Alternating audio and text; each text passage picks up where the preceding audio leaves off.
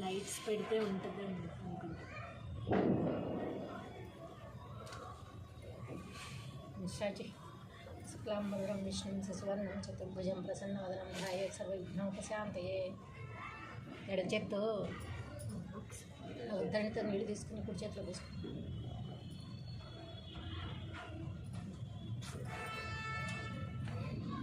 First చేయి కడుక్కుంటుంది. ఓం కేశవాయ స్వాహ, ఓం నారాయణ స్వాహ, ఓం మాధవాయ స్వాహ, ఓం గోవిందాయ నమః, విష్ణువాయ నమః, మధుసూదనాయ నమః, త్రివిక్రమాయ నమః కిందది. ఓం శ్రీ మహావిష్ణురాజ్ఞాయ ప్రవర్తమానస్య ఆద్య బ్రాహ్మణ ద్వితీయ ప్రార్థే శ్వేతవరాహ కల్పే వైవస్వతమన్వంతరే కలియుగే ప్రథమ పాదే జంబూద్వీపే భరతవర్షే భరతఖండే మేఘర్ దక్షిణ దిగ్భాగే శ్రీశైల శ్రీశాన్య ప్రదేశే గంగా గోదావరి మధ్యదేశే శోభనగృహే సమస్తదేవత బ్రాహ్మణ సన్నిధౌ అస్మిన్ వర్తమానేన వ్యావహారిక చాంద్రమానేన శుభ సంవత్సరే దక్షిణాయనే శరదృతువే కార్తీక మాసే శుక్లపక్షే पौर्णमी तिथौ शुभनक्षत्रे शुभयोगे शुभवासरे शुभगुणे एवं गुणविशेषेण विशिष्टायां शुभतिथौ श्रीमान्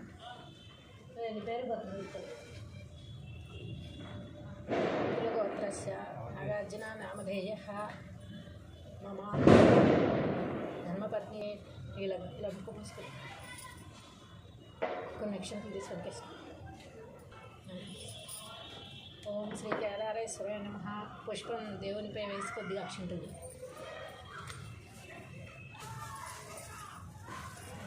అక్షింతలు ఇక్కడ అక్కడ ఉంచండి. ఎప్పుడు చెప్పినా సరే ఈ రెండింటికి చేయి. ఓం శ్రీ కేదారేశ్వరాయ నమః. ధ్యాయామి, ధ్యానం సమర్పయామి, ఆవాహయామి, ఆవాహనం సమర్పయామి, సువర్ణరత్నఖచిత సింహాసనం సమర్పయామి. కొన్ని నీళ్ళు చల్లి పువ్వు పెట్టుకోండి. పాదయోః పాద్యం సమర్పయామి, హస్తయోః అర్ఘ్యం సమర్పయామి, శుద్ధాచమనీయం సమర్పయామి. ఒక నీళ్ళ చొక్క కింద జల్లి మళ్ళీ దేవుడి మీద జల్లి. ఓం శ్రీ కేదారేశ్వరాయ నమః. శుద్ధోదక స్నానం సమర్పయామి, శుద్ధాచమనీయం సమర్పయామి.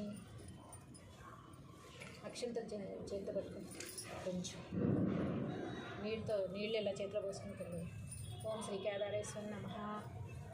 వస్త్రయజ్ఞం సమర్పయామి, అక్షతాన్ సమర్పయామి, యజ్ఞోపవీతం బలమస్తతేజ యజ్ఞోపవీతం సమర్పయామి. అక్షంతలు వేసి ఓం శ్రీ కేదారేశ్వర నమః. అక్షతాన్ సమర్పయామి. దేవునికి గంధం తెచ్చేవా? గంధం బొట్టు. ఓం శ్రీ కేదారేశ్వర నమః. పవిత్రాచూర్ణం సమర్పయామి. గంధం పెట్టి మళ్ళీ అక్షంతలు. అక్షతాన్ సమర్పయామి. పూలతో పూజ చేస్తుంది. ఓం మహేశ్వరాయ నమః. పాదోపూజయామి. ఓం ఈశ్వరాయ నమః. జంఘే పూజయామి. ఓం కామరూపాయ నమః. కామినీ పూజయామి. హరాయ నమః. ఊరం పూజయామి. త్రిపురాంతకాయ నమః. గుహ్యం పూజయామి. భవాయ నమః. కటిం పూజయామి. గంగాధరాయ నమః. నాభిం పూజయామి. మహాదేవాయ నమః. ఉదరం పూజయామి. పశుపతయే నమః. హృదయం పూజయామి. ఒకటి కూర్చుంటావా? రాజ్గా ఉంటుందన్నమాట. పినాకినే నమః.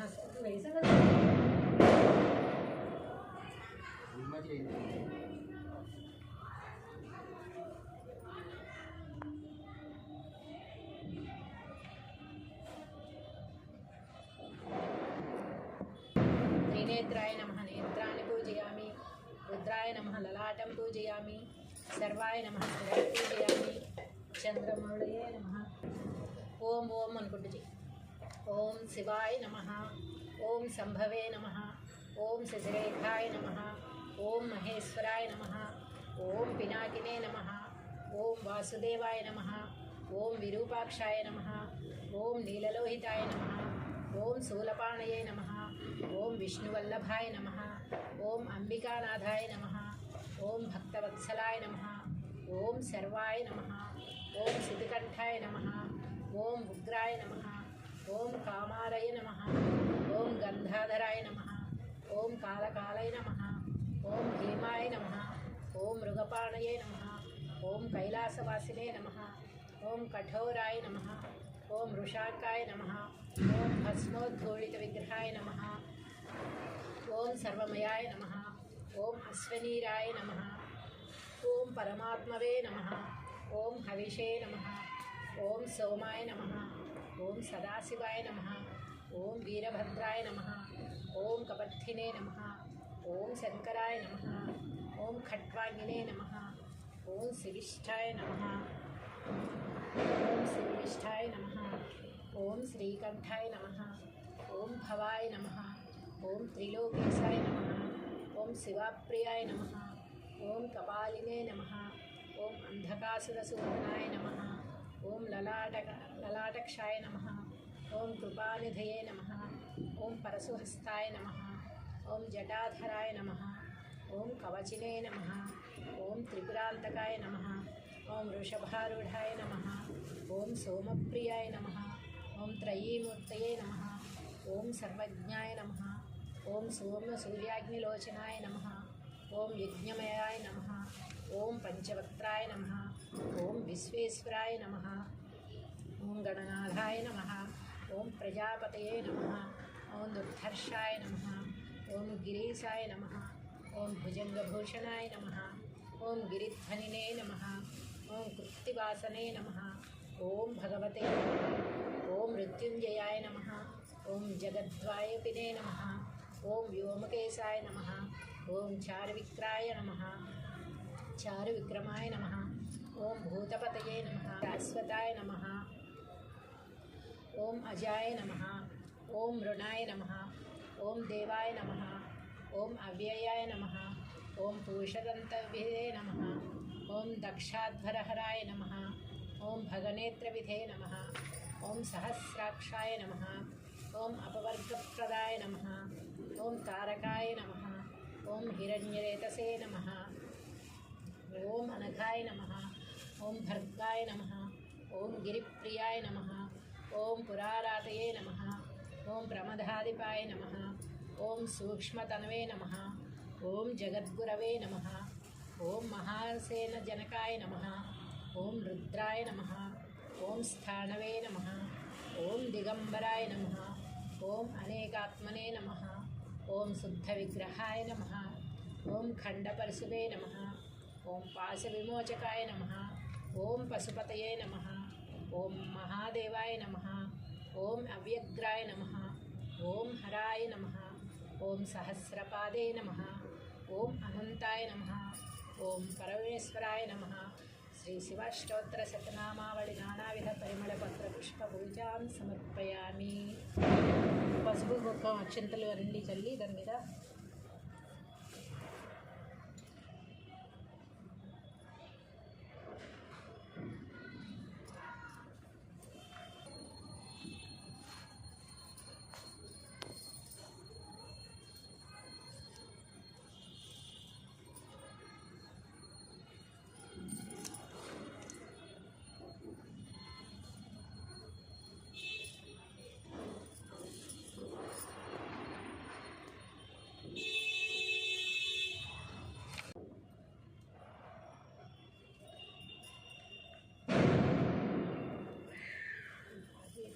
కర్పూరే ముక్తాచూర్ణం సంయుక్తం తాంబూలం ప్రతిగృహ్యతాం.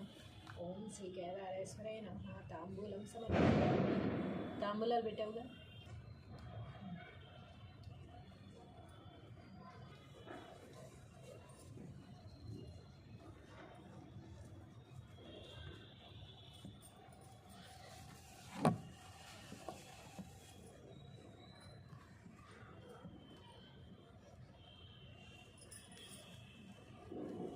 నీళ్ళు జల్లి వాటి మీద జాగ్రత్తగా దీపాల పడలేదు. శ్రీరస్తు. తాంబూలం సమర్పయామి. కర్పూరమే.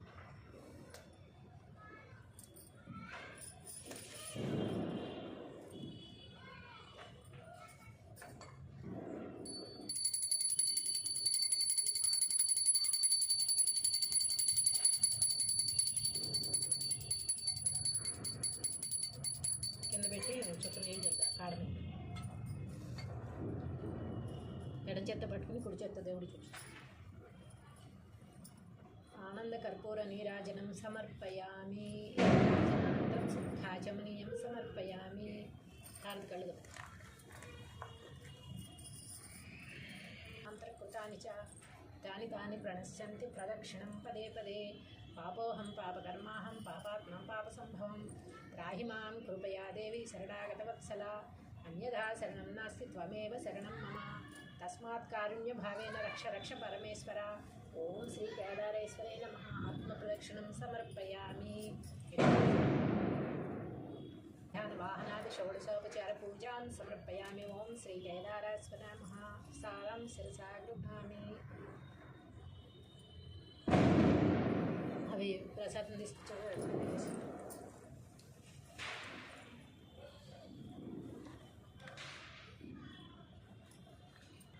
దీప ప్రజ్వలన మహత్యం. జనక మహారాజా, ఈ కార్తీక మాసం శివకేశవుల ఆలయాలలో దేనియందైన దీపారాధన, నృత్యము, గానము, దీపమాల సమర్పణ చేసిన వారి మోక్షాలతో తరిస్తారు. ద్వాదశి రోజున స్వామివారిని ధూప దీప నైవేద్యాదులతో ఆరాధించిన వారు విష్ణు సన్నిధిని పొందుతారు. ఇతరులు పెట్టిన దీపం ఎగదోసి ఆ జ్యోతిని ప్రజ్వలింపజేయడం వల్ల వారి పాపాలన్నీ ఆ దీపాగ్నిలో భస్మమైపోతాయి. ఆరిన దీపాన్ని వెలిగించిన వారి పుణ్యం అపారం. అట్టి వారిని సందర్శించిన వారి పాపాలు సైతం భస్మీపటలమవుతాయి. ఇందుకు సంబంధించిన ఇతిహాసం చెబుతాను, వినవలసింది అన్నాడు వశిష్ఠుడు. నిలబెట్టిలా అలా పెట్టి నొక్కి దీని మనంతా మళ్ళీ తీర్చుకుంటాం.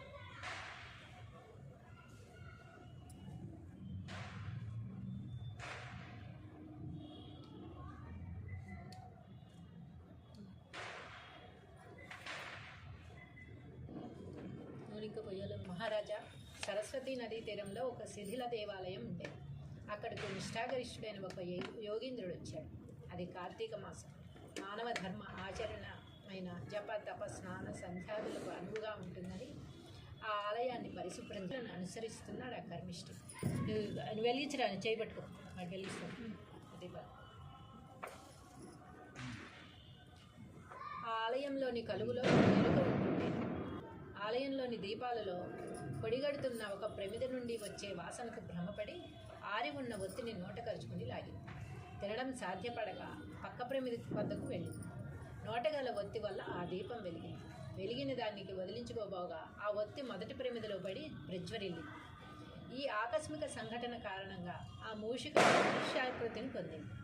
అతన్ని చూసి యోగీంద్రుడు, అయ్యా నీవెవరు అని ప్రశ్నించాడు. మునీంద్ర, నేను ఈ ఆలయపు కలుగులో నివసిస్తున్న ఎలుకను. ఎంతకాలంగా ఏ కారణంగా ఉన్నానో తెలియదు. మీరు పెట్టిన దీపతోరణంలో ఆరిన దీపాన్ని నోట కరుచుకొని ఆవలి ప్రమిదను తాకగా నా నోట ఉన్న పత్తి మండగా ఆరి ఉన్నట్టి ప్రమిదలో విడిచాను. తక్షణమే మనుష్యాకృతిని పొందాను అని వివరించాడు. కార్తీక దీపారాధన మహిమచే ఎలుక మానవాకృతిని చెందుట. అంతా ఆ మాటలు విని దివ్య దృష్టితో ఆ మూషికము పూర్వజన్మ వృత్తాంతాన్ని గమనించాడు. అయ్యా, నేడు కార్తీక శుద్ధ ద్వాదశి. తినడానికి ఏమీ దొరకక పస్తున్నావు. ఆహారాన్వేషణ చేస్తూ ఆలయం చుట్టూ ప్రదక్షిణ చేశావు. స్వామి సన్నిధానంలో ఉన్న దీపజ్వాలను చూచి అందు ఆరి ఉన్న ప్రమిదలోని ఒత్తిని తినదగినదే అన్న భ్రమతో నోట కరిచి ఆవలికి కదలగా ఆ ప్రమిద జ్వాలతోనే నిన్నెలా మూషికంగా జన్మమెత్తినట్టు చేసింది. గత జన్మలో నీవు దేశంలో పుట్టిన జైన మతస్థుడవు. నీవు నీ కుటుంబ పోషణ ప్రయాసలో పడి ధనాపేక్షకు లోబడి స్నాన సంధ్యలకు కులాచారాలను నిర్లక్ష్యం చేశావు. నీచుల సహవాసం వల్ల నీకు చెడు నడతలంపి మధుపానము వ్యభిచారము అలవడ్డాయి.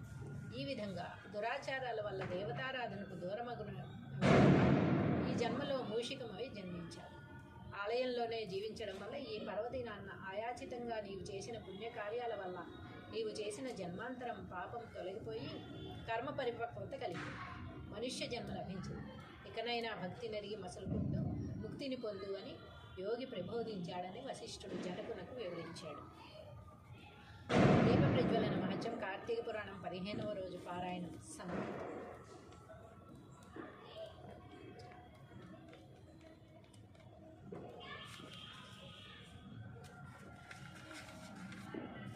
కేదారేశ్వర వ్రతం. జనక మహారాజు కార్తీక వ్రతాలలో కేదారేశ్వరి వ్రతం పుణ్యప్రదమైన వ్రతం. పరమేశ్వరునికి అత్యంత ప్రీతిదాయకమైన వ్రతం. భోళాశంకరుడైన ఆయన కరుణా కటాక్షముల వలన అపారమైన సిరి సంపదలు శుభాలు కలుగుతాయి. మనస్సులో గల కోరికలు స్వామిని ఆరాధించి నివేదిస్తే నెరవేరి తీరుతాయి. మొదట పార్వతీదేవి వ్రతాన్ని ఆచరించే అర్ధనారీశ్వరిని కాగలిగింది. ప్రమద గణాల కైవార నీరాజనాలు పొందగలిగింది. అది ఇట్లనిన మహేశ్వరుడు పార్వతిని వివాహమాడి కైలాసానికి వచ్చాడు. సురగరుడ కిన్నెర గణాలు, నారద తుంబురాదులు, యక్ష గంధర్వాదులు, ప్రమద గణాలు అందరూ జతగూడి స్వాగతం పలికారు. ఘృతాచి, తిలోత్తమ, ఊర్వశి, రంభాదులు కమనీయంగా నృత్యం చేశారు. నారద తుంబురాదులు అపూర్వ గానంతో పరమేశ్వరుని కీర్తించను సాధించలేకుండా నువ్వెంతకాలం తపస్సు చేసినా నిష్ప్రయోజనమే అవుతుంది. ఇది కార్తీక మాసం. భోళాశంకరుడైన ఈశ్వరుడు కేదారేశ్వరుడు అన్న పేరుతో భక్తులను ఉద్ధరిస్తాడు. దీనినే కేదారేశ్వర వ్రతం అంటారు. ఈ వ్రతం చేసేవారు నిష్ఠతో భక్తితో స్వామిని ఆరాధిస్తూ తమకు కుటుంబం కథను చెబుతారు. పూర్వకాలంలో వారణాసిలో ఒక నిరుపేద వర్తకుడు ఉండేవాడు. అతనికి 2 కుమార్తెలు, 1 కుమారుడు సంతానం. కుమారుడు పసివాడు. కుమార్తెలలో పెద్దది భగీరథి, చిన్నది భాగ్యవతి.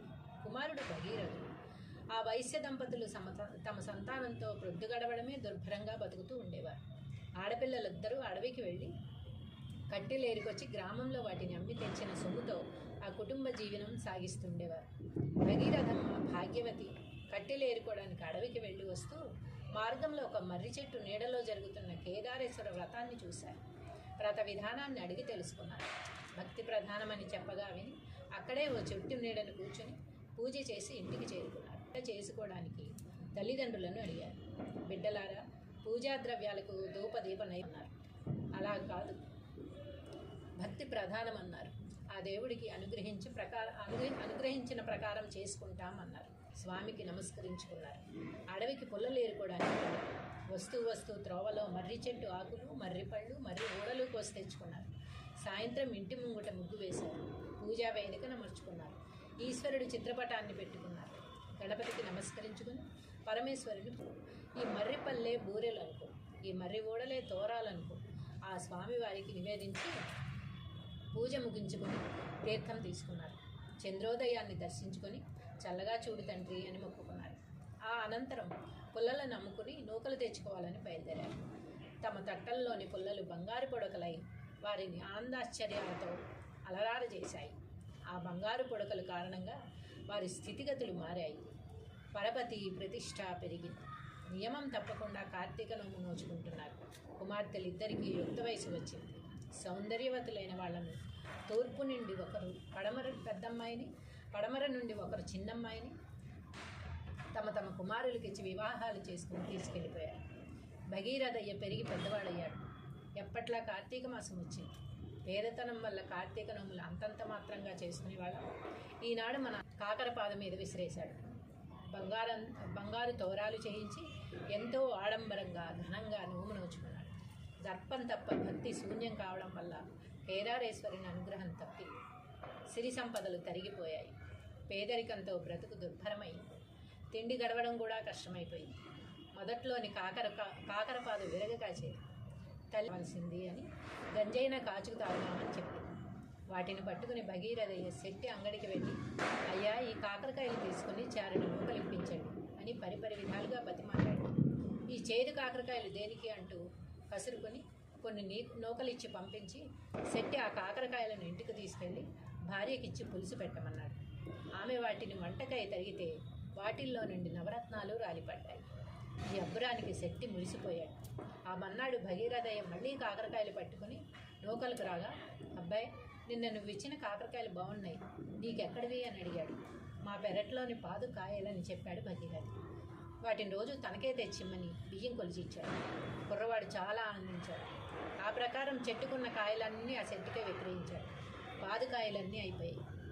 మళ్ళీ ఎప్పట్లాగా ఆకలి బాధ వారిని కష్టపెట్టసాగింది. ఏం చేయడానికి తోచక ఆ తల్లి తీవ్రంగా ఆలోచించి కుమారుడిని పెద్దమ్మ ఇంటికి పంపించింది. తన పరిస్థితులన్నీ చెప్పి ఏమన్నా సాయం అడుగురమ్మని. భగీరథయ్య దొలిపించి వానిలో నిండుగా వరహాలు పోసి ఇచ్చింది అని బాధపడుతూ బయలుదేరాడు. దారిలో ఒక గద్ద ఆ గుమ్మడికాయను తన్నుకుపోయింది. దీనిని అమ్ముకుని ఓ పూటన్నా గడుపుకోవచ్చని అనుకుంటే గద్ద కాస్త తన్నుకుపోయింది అని బాధపడి ముందుకు వెళ్ళలేక చిన్నక్కయ్య గారి ఇంటికి బయలుదేరాడు. కాలినడకన వస్తున్న తమ్ముణ్ణి, అతడి దుస్థితిని చూసి వడివడిగా మేడ దిగి వచ్చి తమ్ముడిని ఇంట్లోకి తీసుకెళ్ళి యోగక్షేమాలు అడిగి తెలుసుకుంది. అతడు అక్కగారింటికి వెళ్ళడం, ఆమె గుమ్మడికాయలో మాణిక్యాలు పొదిగి కుట్టించి వాటిని తమ్ముడికిచ్చి వీటిని ఇంటికి వెళ్ళే వరకు ఎక్కడా విడవద్దని చెప్పింది. ఈ అక్క కూడా పెద్దక్కలాగే ఉత్త చేతులతో పంపుతుందని బాధపడ్డాడు. అక్కగారిచ్చిన చద్ది మూటను మార్గమధ్యంలో చెరువు వద్ద ఆగి చెప్పులు విప్పవద్దన్నందువల్ల కాళ్ళు కడుక్కోవడానికి ఆ చెప్పులతోనే నీటిలో దిగాడు. ఆ ఊబిలో చెప్పులు కూరుకుపోయాయి. ఎంత వెతికినా దొరకలేదు. జరిగిన దానికి కుమిలిపోతూ భగీరథయ్య తిరిగి పెద్దక్కయ్య గారింటికి చేరుకున్నాడు. ఏం తమ్ముడు, నేను ఇచ్చిన గుమ్మడికాయ అమ్మకి ఇచ్చావా అని అడిగింది. ఇచ్చాను, అమ్మ ఎంతో బాగా వండిందన్నాడు. నన్ను బుకాయించుకో, ఏం చేశావు? ఏది గుమ్మడికాయ అని నిలదీసింది. జరిగిందంతా చెప్పాడు. వీళ్ళకేలా ఈ దుస్థితి అని దుఃఖించింది. కార్తీక మాసం వచ్చింది. కార్తీక నోము సన్నాహం చేసుకుంటూ తమ్ముడిని కార్తీక నోములు ప్రతి ఏటా సక్రమంగా చేస్తున్నారా అని ప్రశ్నించింది అక్క. స్వామివారి నోము చాలా ఘనంగా బంగారు తోరాలతో, వెండి తమలపాకులతో, ముత్యాల సున్నంతో ఓహో చాలా వైభవంగా చేశాము అన్నాడు. ఆ కార్తీక పూజలు చేయించి తమ్ముడికి కొంత డబ్బిచ్చి పంపించింది. తమ్ముడు, ఆడంబరాలకు పోయి స్వామి కరుణకు దూరమయ్యారు. కుటుంబ సాంప్రదాయానుసారం ఈ వ్రతం చెయ్యాలి. అమ్మకు చెప్పి నోములు చేయవలసిందిగా హెచ్చరించింది. ఆమె మాటల ప్రకారం తల్లిదండ్రులకు కార్తీక నోము గురించి చెప్పి తాము ఇదివరకు ఎలా నోచుకునేవారో ఆ ప్రకారమే కేదారేశ్వర వ్రతం చేశారు. కరుణామయుని కృప వల్ల తొల్లింటి సిరిలు వారికి కలిగాయి. జీవితాంతం ప్రశాంతంగా గడిచింది. కేదారేశ్వర వ్రతాధ్యాయం సమాప్తం. ఇదిగో ఇవి నైవేద్యం పెట్టలేదు కదా, చేసినంతసేపు అది తీసినావు నువ్వు. అదే చెప్పాడు ఇందులో.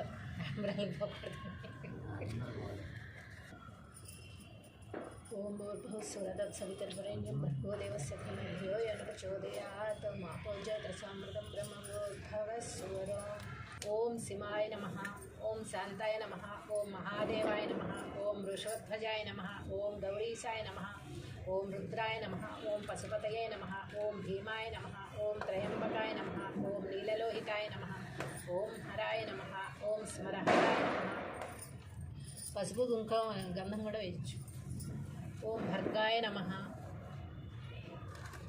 ఓం శంభవే నమః, ఓం సర్వాయ నమః, ఓం సదాశివాయ నమః, ఓం ఈశ్వరాయ నమః, ఓం ఉగ్రాయ నమః, ఓం శ్రీకంఠాయ నమః, ఓం నీలకంఠాయ నమః, ఓం మృత్యుంజయ నమః.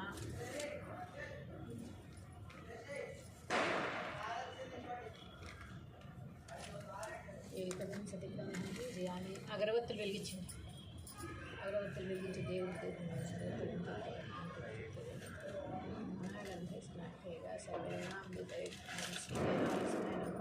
మాత్రాపయామి.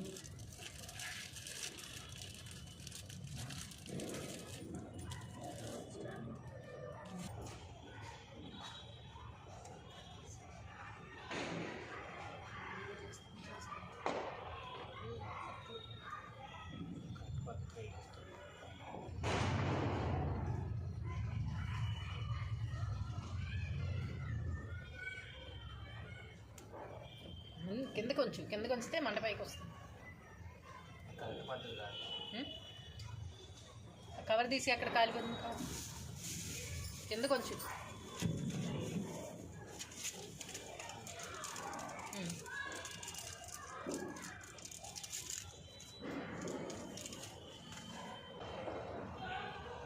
తిప్పు ముందు. ఎడం చేత్తో పట్టుకుని కుడి చేత్తో చూపించండి. గణపతికి, తులసి మొక్కకి.